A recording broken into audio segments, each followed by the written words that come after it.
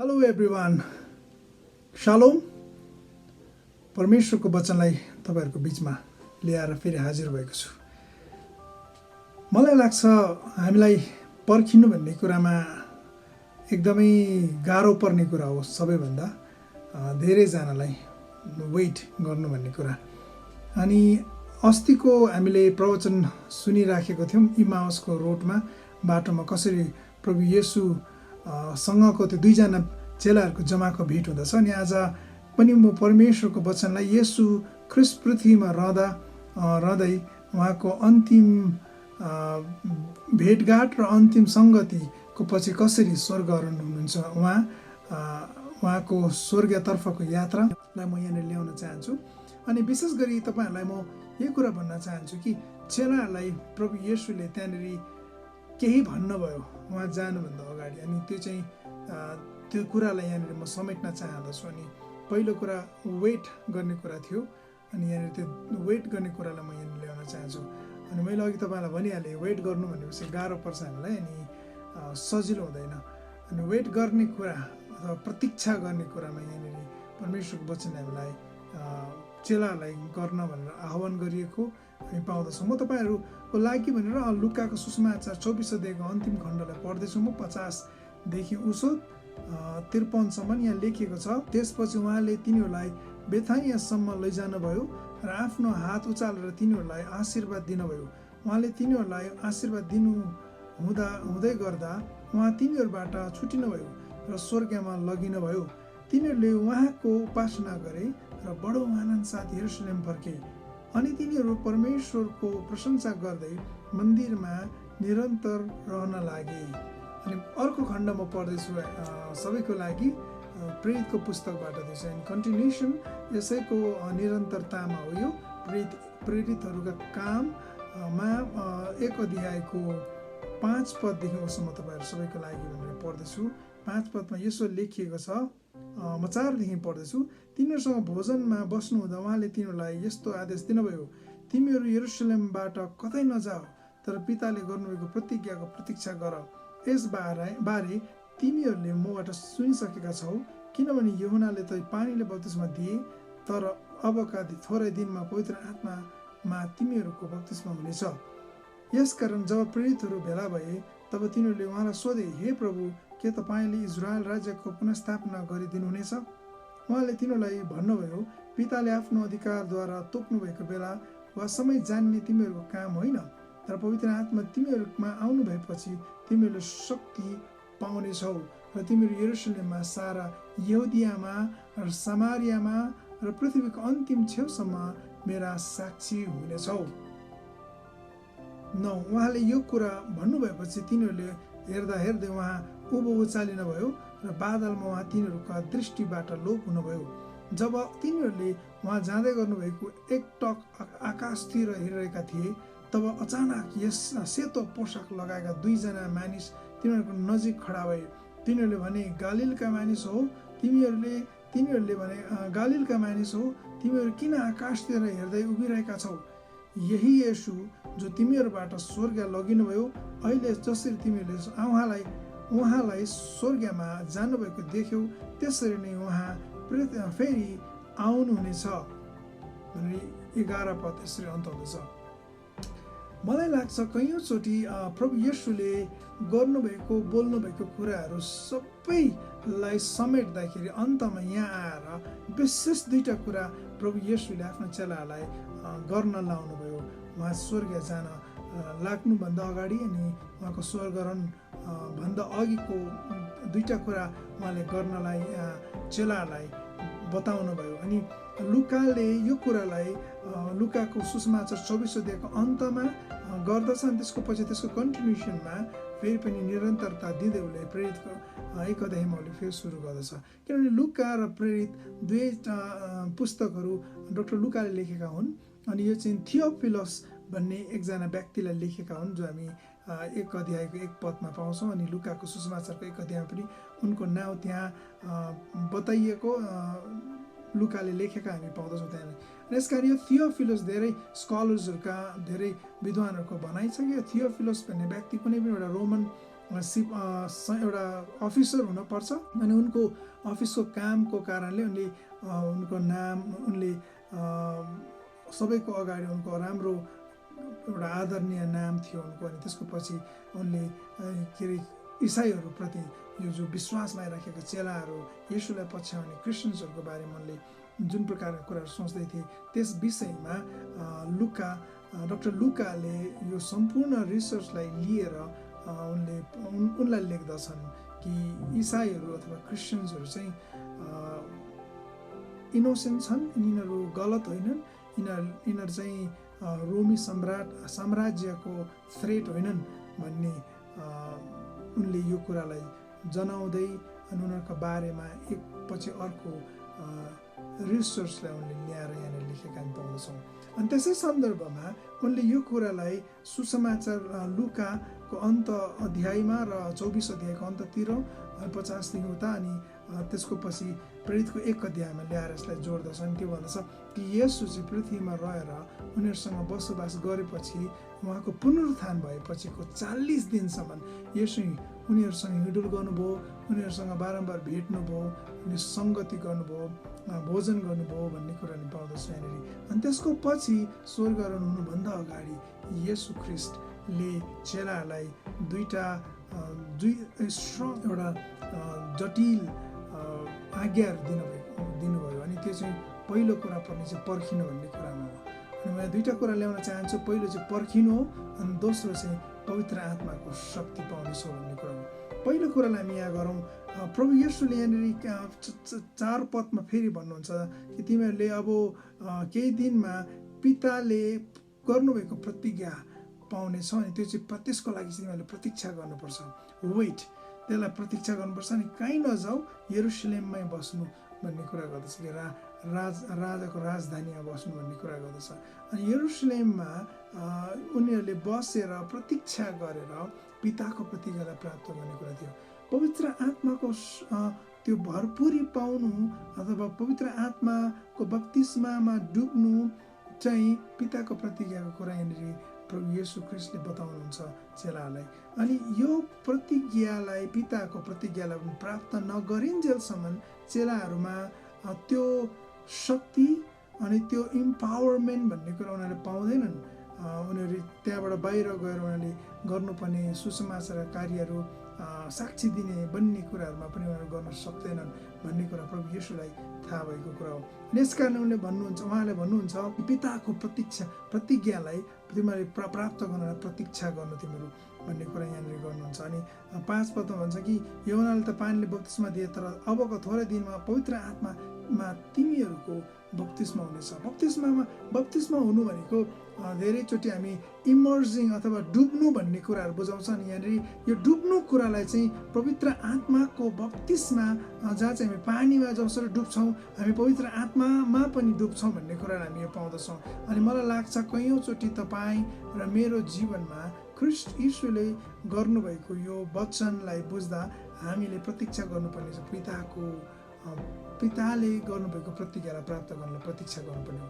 अनि धेरैचोटि पवित्र आत्मामा इम्पावर हुन, शक्तिलाई पाउन हामी प्रतीक्षा गर्दैनौँ। अनि यस कारणले वेट भन्ने कुरा चाहिँ सबभन्दा गाह्रो पर्ने कुरा हो। अनि कतिचोटि चाहिँ प्रतिज्ञाहरू तोडिन्छ, कतिचोटि जस्तो हामी नानीहरूलाई घरमा हाम्रै नानीहरूलाई पनि हामी भरे म मिठाई ल्याइदिन्छु नानी ल भनेर हामी भन्छौँ। अनि जब भरे आउँदाखेरि कतिचोटि बिर्सन्छ अनि ल्याउँदैनौँ। त्यस कारणले त्यो नानीहरू फेरि दोहोऱ्याएर भन्छ अघि त मिठाई ल्याउँछु भन्नुभएको खोइ।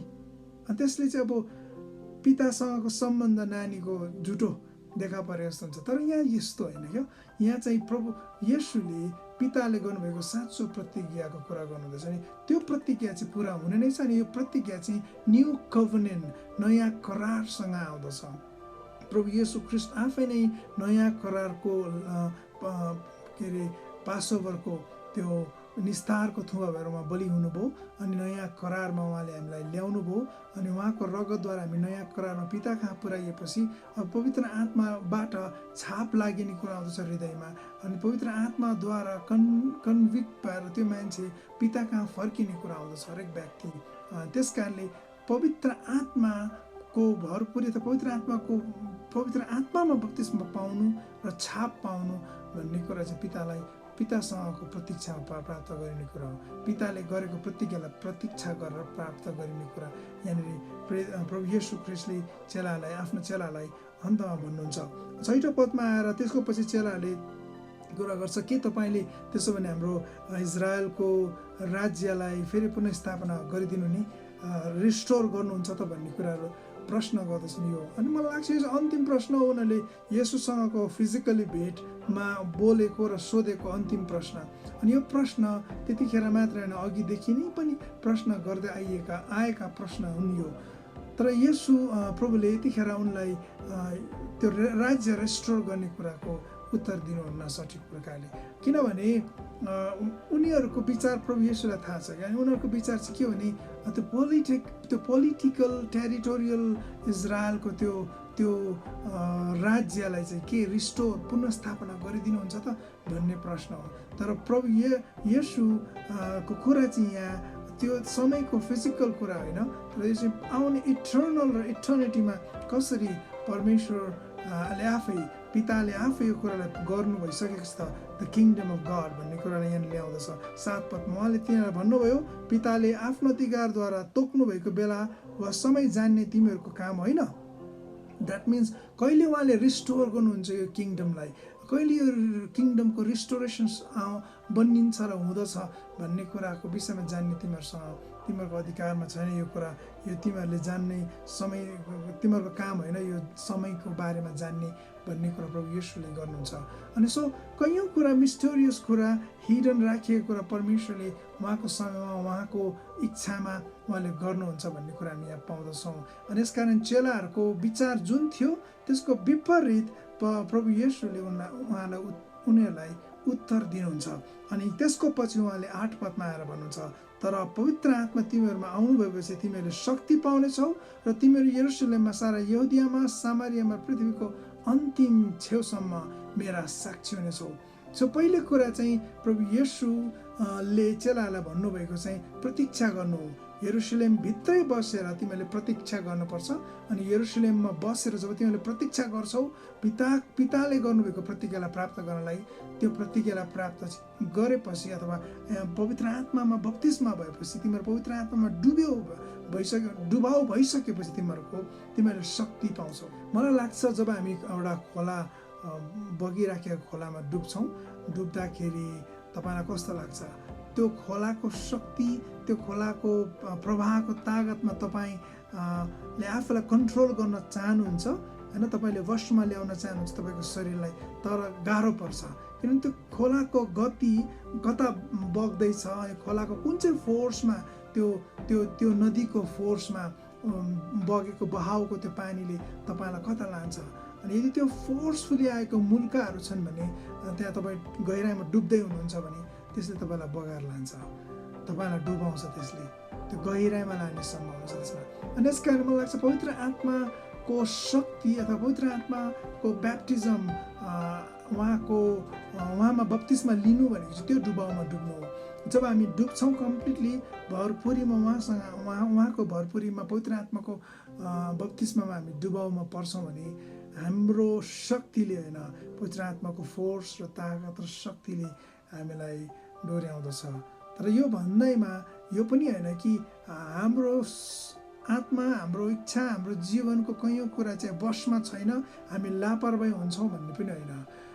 पवित्र आत्माले हामीलाई अलाउ गर्नुहुन्छ कयौँ कुरालाई, अनि कयौँ कुराले पवित्र आत्माले हामीलाई स्टप गराउनुहुन्छ नगर्नलाई। अनि यस कारणले जसरी पावलको जीवनमा भएको कुरा हामी पाउँदछौँ होइन, कयौँ हामी अघि गएर पुस्तकलाई पढ्दै गयौँ भने, अनि यहाँनिर भनिएको कुरा पवित्र आत्मामा तिमीहरूले आउनुभएपछि तिमीहरू शक्ति पाउनेछौ भनेको चाहिँ पावर, त्यो इम्पावर, त्यो शक्तिको कुरा यहाँ गर्नुहुन्छ। अनि यो शक्तिले चाहिँ जीवनहरू बदलाउने कुरा हो क्या।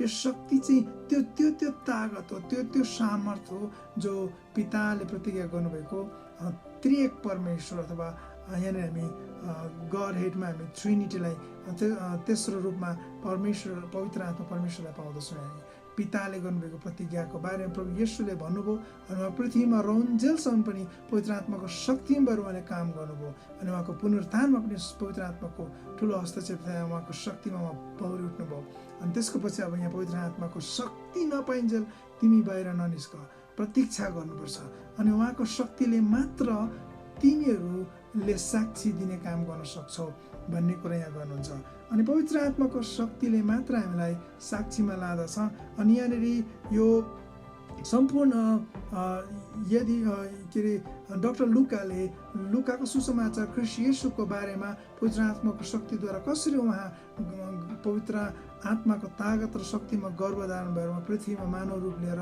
फ्लेस बडीमा आउनुभयो भने उहाँको सम्पूर्ण मिनिस्ट्रीलाई उनले 24 अध्यायहरूमा समेटेका छन् भने अबको प्रेरितको किताबमा उनले यो एउटा थीम की वर्ड्स हो जहाँबाट मुख्य पद हो जहाँबाट प्रभु येशू को पछिको सेवाकाई पवित्र आत्माको शक्ति र पवित्र आत्मा परमेश्वरको सेवाकाईको बारेमा डाक्टर लुकाले लेख्नुहुन्छ अनि यो पवित्र आत्मा परमेश्वरको शक्तिको काम चाहिँ यहाँनिर अवलोकन गर्दै गर्दाखेरि त्यो आउटलाइनमा यहाँनिर डाक्टर लुकाले ल्याउनुहुन्छ कि पहिले चाहिँ यो तिमीहरू यरुशलेममा अनि यहुदियामा सामारियामा पृथ्वीको अन्तसम्म भन्ने कुरा गर्दछ सो 1 अध्यायदेखि 7 अध्यायसम्म यरुशलेममा भइराखेको पवित्र आत्माको शक्तिको काम र चेलाहरूले कसरी प्रभुको साक्षी बन्ने काम गरे भन्ने कुरा त्यहाँ उहाँले लेख्नुहुन्छ भने 8 अध्यायदेखि 12 अध्यायसम्म यहुदिया र सामारियामा भएका घटनाहरूको विवरण हामी पाउँछौँ पवित्र आत्माको शक्तिमा कुन प्रकारले चेलाहरूले साक्षी दिए भन्ने कुरा अनि 13 अध्यायदेखि 28 अध्यायसम्म हामी पाउल प्रेरित बर्नबास सिलासका कुराहरू पाउँदछौँ त्यहाँ उनीहरूले कसरी प्रभु येशूमा भएर पवित्र आत्माको शक्ति र उहाँको भरपुरीमा रहेर साक्षी बन्ने काम गरे पृथ्वीको अन्तसम्म पृथ्वीको पल्लो छेउसम्म भन्ने कुरा हामी यहाँनिर पाउँदछौँ अनि यस कारणले चाहिँ आउटलाइनको रूपमा यहाँनिर डाक्टर लुकाले राख्नुहुन्छ अनि त्यसको पछि हामीले यो कुरालाई बुझ्यौँ भने चाहिँ के हो भने पहिलो कुरा चाहिँ हामीले प्रतीक्षा गर्नुपर्ने कुरा अनि दोस्रो कुरा चाहिँ पवित्र आत्माको शक्ति पाउँछौँ हामीले उहाँमा भरपुरीमा हामी आउँदछौँ जब हामी पवित्र आत्माको शक्तिमा भरपुरीमा आउँछौँ हाम्रो कन्ट्रोलमा हामीले हाम्रो कैयौँ कुरा गर्दैनौँ उहाँको अगुवाईमा उहाँको भरपुरीमा उहाँको निर्देशनमा हाम्रो जीवन अघि लान्छौँ अनि हाम्रो हरेक कुरामा पवित्र आत्माको ताकत र शक्तिको कुरा रहन्छन् पवित्र आत्माले यो हुँदैन त्यो गर्नु हुँदैन भन्ने कैयौँ कुरा तपाईँ र मेरो अगाडि राख्दछ भने स्पेसली प्रोफेटिक मिनिस्ट्रिजहरूमा अनि यो कुरालाई हामी त्यहाँ पाउँदछौँ कि पवित्र आत्माको शक्तिको प्रभावमा यो कुराहरू हुँदछन् अनि यसको पछि हामीले यो कुरालाई यहाँ पायौँ भने साक्षी बन्ने कुरा गर्दछ अनि यो साक्षी चाहिँ तिमीहरू बन्ने छौ भन्ने कुरामा चाहिँ आज्ञा होइन तिमीहरू साक्षी बन्नु भनेर आज्ञा गरिएको होइन पवित्र आत्माको शक्तिमा भरपुरीमा आएपछि त्यो व्यक्ति अटोमेटिकली साक्षी बन्दछ उसको जीवनमा साक्षी बन्ने कुरा आउँछ प्रभु येशूले के भन्नुभयो तिमीहरू पृथ्वीका नुन हौ तिमीहरू संसारका ज्योति हौ अब यहाँ नुन र ज्योति बन्ने कुरा आउँदछ विटनेस साक्षी बन्ने कुरा अनि कैयौँचोटि हामी ज्योति जस्तो बन्न सक्दैन हाम्रो कामहरू ज्योति जस्तो हुन सक्दैन हामी नुनिलो बन्न सक्दैन हामी नुन हाम्रो अलिनोपनमा हामी गइसकेको हुन्छौँ कसरी भन्दाखेरि हाम्रो कामहरूद्वारा हाम्रो व्यवहारहरूद्वारा अनि पवित्र आत्मालाई हामीले हाम्रो जीवनमा काम गर्न दिइराखेको हुँदैनौँ पवित्र आत्माले हाम्रो परिवारमा काम गरिराख्न सक्नुभएको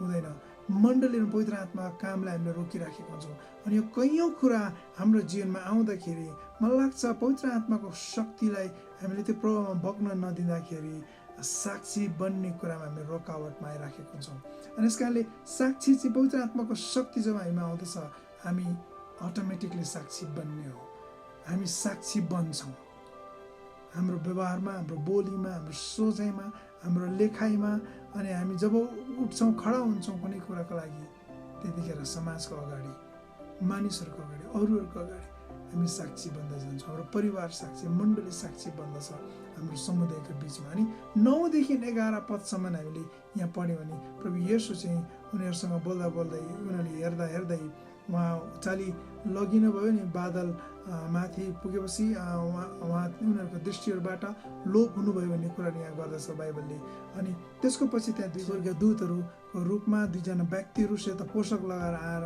उनीहरूले जुन येशू यस प्रकारले जानुभयो सोही प्रकारले आउनुहुनेछ भन्ने कुरा यहाँ गर्छ गालिलका मानिसहरू तिमीहरू किन आकाशतिर हेर्दै उभिरहेका छौ।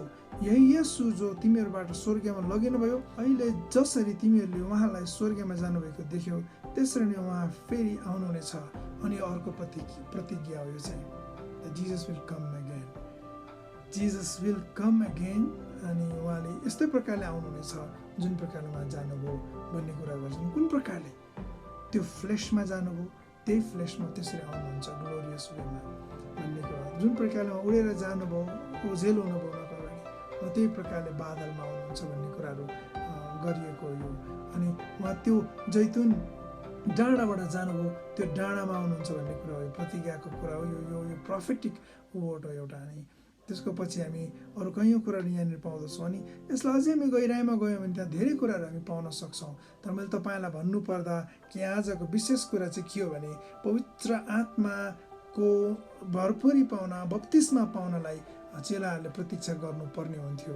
अनि यो प्रतीक्षा पछि उनीहरू साक्षी बन्ने थिए।